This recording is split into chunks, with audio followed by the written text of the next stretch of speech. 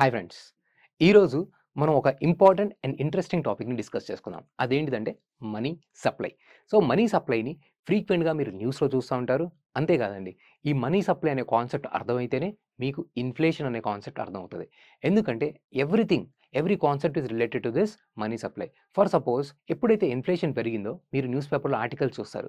Money supply పెరిగింది. So, దీని గురించి ఆర్‌బీఐ కొన్ని మెజర్స్ తీసుకుంటుంది. ఏం మెజర్స్ తీసుకుంటుంది?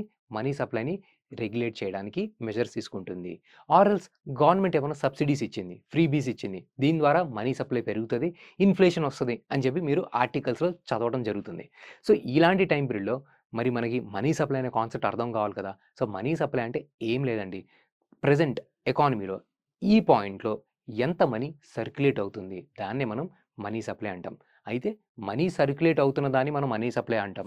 ఇది మీకు అర్థమైంది. అయితే మనం దేన్ని మనీగా పిలుస్తామో దాని బేసిస్ మీద మనీ సప్లైలో డిఫరెంట్ టైప్స్ ఉంటాయండి.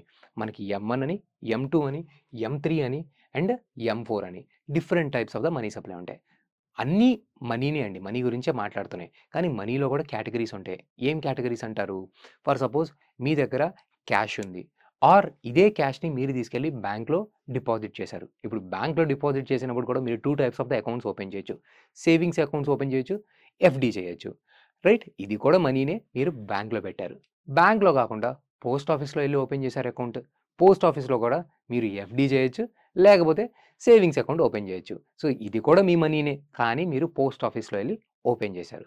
సో, మీరు యూజ్ చేసే విధానాన్ని బట్టి, వాళ్ళు కన్సిడర్ చేసే విధానాన్ని బట్టి మనీ సప్లైలో మనకి డిఫరెంట్ టైప్స్ ఉన్నాయండి. అదేంటిదంటే ఎమ్-1, ఎమ్-2, ఎమ్-3 అండ్ ద ఎమ్-4. సో, ఇప్పుడు నేను కేవలం currency in the circulation and public వెళ్లి కమర్షియల్ బ్యాంక్స్‌లో సేవింగ్స్ అకౌంట్ ఓపెన్ చేసుకుంటే అప్పుడు ఆ కైండ్ ఆఫ్ మనీని నేను ఎమ్-1 అంటానండి. సో, ఎమ్-1 కేటగరీలో ఏమేం కాంపోనెంట్స్ వస్తాయండి? Currency in the circulation. Currency in the circulation అనగానే ఖచ్చితంగా కాయిన్స్ కూడా వస్తాయి అండ్ నోట్స్ కూడా వస్తాయి. మన చేతిలో డబ్బులుంటాయి కదండీ! All that currency in the circulation. మన పబ్లిక్ దగ్గర మనందరి దగ్గర ఏవైతే నోట్లుంటాయో, ఏవైతే కాయిన్స్ ఉంటాయో all this is nothing but the currency in circulation. మనం ఎళ్లి అన్ని డబ్బులు మన జేబులో పెట్టుకుంటామా? లేదు కదా! ఎళ్లి బ్యాంక్‌లో సేవింగ్స్ అకౌంటో, కరెంట్ అకౌంటో ఓపెన్ చేసుకుంటాం. ఈ అకౌంట్ ఓపెన్ చేసినప్పుడు మీరు ఎప్పుడైతే అకౌంట్ ఓపెన్ చేస్తారో వాళ్ళు మిమ్మల్ని అడుగుతారండి బ్యాంక్ వాళ్ళు. మీరు ఎఫ్‌డి చేస్తారా?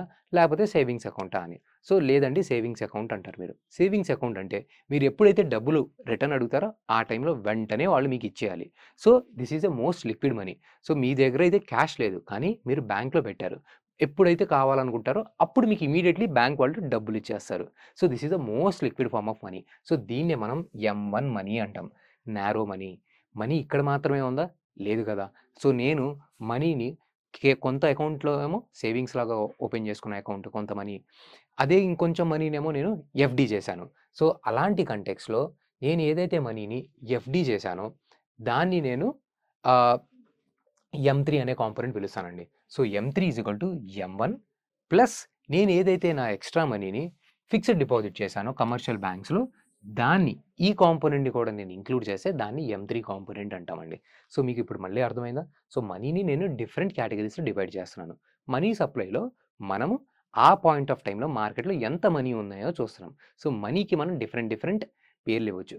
క్యాష్ ఉంది మీ చేతిలో అది మనీనే. ఆ మనీని తీసుకెళ్ళి నేను బ్యాంక్‌లో పెట్టాను. అది మనీనే. ఆ బ్యాంక్‌లో నేను ఫిక్స్డ్ డిపాజిట్ చేశాను. అది మనీనే. ఆ మనీని నేను savings account of the post ఆఫీస్‌లో పెట్టాను. అది కూడా మనీనే. సో, ఇలా మనీకే డిఫరెంట్ రూపాలున్నాయి. ఆ రూపాలకి మనం మనీ సప్లైలో నేమ్స్ ఇస్తున్నాం. సో, ఎమ్-1 అండ్ ఎమ్-3ని మనం చూసాం. ఎమ్-1 మనం దేనికి పేరిచ్చామండి? ఎప్పుడైతే ఏదైతే currency in the circulation plus మీరు సేవింగ్స్ అకౌంట్ ఓపెన్ చేశారు. అంటే ఆన్ డిమాండ్ మీకు బ్యాంక్ రిటర్న్ చేసేయాలి. అప్పుడు దాన్ని ఎమ్-1 అంటాం. అలా కాకుండా మీరు వెళ్లి బ్యాంక్‌లో ఫిక్స్డ్ డిపాజిట్ చేశారు. అప్పుడు దాన్ని ఎమ్-3 అంటాం. సో, ఎమ్-3 includes all the money component of the M one plus మీరు బ్యాంక్‌లో ఓపెన్ చేసిన ఫిక్స్డ్ డిపాజిట్స్ అన్నీ. Time deposits. సో, దీన్ని మనం ఎమ్-3 అంటాం. దీన్నే మనం బ్రాడ్ మనీ అని కూడా అంటామండి. సో, ఎమ్-1 అయితే నారో మనీ, ఎమ్-3 అంటే బ్రాడ్ మనీ. కొంతమంది పబ్లిక్ వెళ్లి మేము కమర్షియల్ బ్యాంక్స్‌లో కాదండి పోస్ట్ ఆఫీస్‌లో వెళ్లి సేవింగ్స్ అకౌంట్ ఓపెన్ చేసుకుంటాం అంటారు.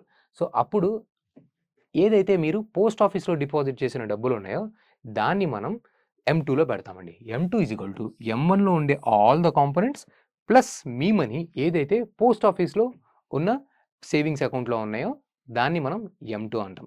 కొంతమంది పోస్ట్ ఆఫీస్ బ్యాంక్‌లోనే ఫిక్స్డ్ చేసుంటారు.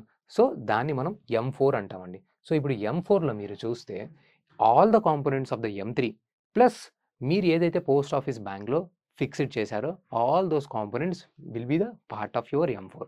So, M1, M2, M3, M4 ఇలా మీకు మనీకి డిఫరెంట్ డెఫినిషన్స్ ఉన్నాయి.